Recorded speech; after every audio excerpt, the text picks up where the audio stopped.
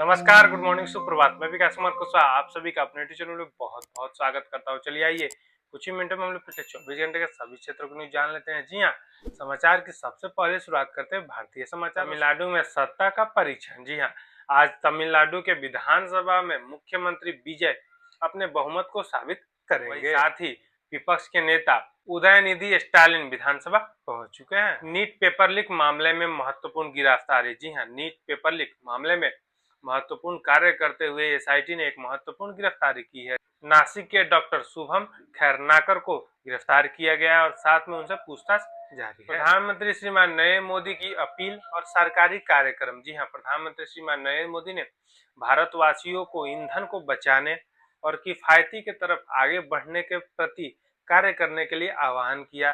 साथ में इसको देखते हुए उत्तर प्रदेश के मुख्यमंत्री श्रीमान योगी आदित्यनाथ ने यह महत्वपूर्ण सूचना दिया है कि सरकारी मंत्रियों के काफिलों में कमी की जाएगी और साथ ही सप्ताह के 2 दिन वर्क फ्रॉम होम की भी सूचना दी गई। इंदौर के मेयर ने यह सुनिश्चित किया है कि वह सप्ताह में 1 दिन सार्वजनिक ट्रांसपोर्ट का प्रयोग करेंगे। पुडुचेरी में सरकार।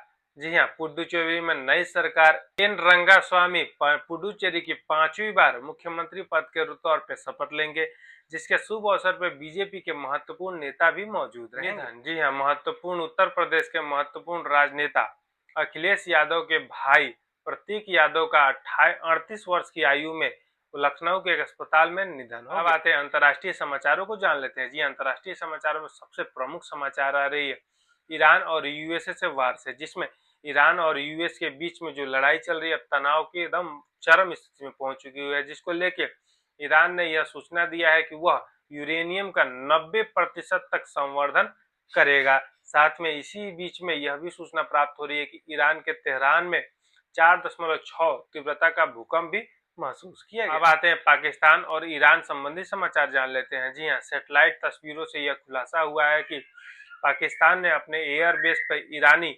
हवाई जहाजों को उतरने की छूट दी है, जिसको लेकर अंतर्राष्ट्रीय स्तर पर चर्चाएं तेज हो रही हैं। अमेरिका और चीन। जी हाँ, अमेरिका के राष्ट्रपति डोनाल्ड ट्रंप चीन की यात्रा पे जाने वाले हैं, जिससे पहले उन्होंने चीन के राष्ट्रपति शी जिनपिंग की बहुत ज्यादा तारीफें की, जिसको लेकर अंतर्राष्ट्रीय स्तरों पर यह समीकरण बैठाया जा रहा है कि हो सकता है आने वाले समय में अमेरिका और चीन की दोस्ती बढ़े। अब आते हैं ब्रिटेन संबंधी समाचार जान लेते हैं। जी हाँ, ब्रिटेन के स्थानीय चुनाव में वहां के प्रधानमंत्री कीर स्टारमर की हार के बाद उनके इस्तीफे को लेकर चर्चाएं बढ़ चुकी हैं और साथ में उनके मंत्रिमंडल से एक सदस्य ने भी इस्तीफा दे दिया है। स्वास्थ्य अलर्ट। जी हाँ, बांग्लादेश में खसरा का प्रकोप बढ़ रहा है, जिसको लेकर ऐसा सूचना प्राप्त हो रहा है कि पिछले 24 घंटे में 9 लोगों की खसरा के वजह से मृत्यु हो चुकी है। साथ ही स्पेन में हत्ता वायरस के मरीजों की संख्या भी बढ़। अब आते हैं अर्थव्यवस्था संबंधी समाचार जान लेते हैं। जी हाँ, अंतर्राष्ट्रीय स्तर पे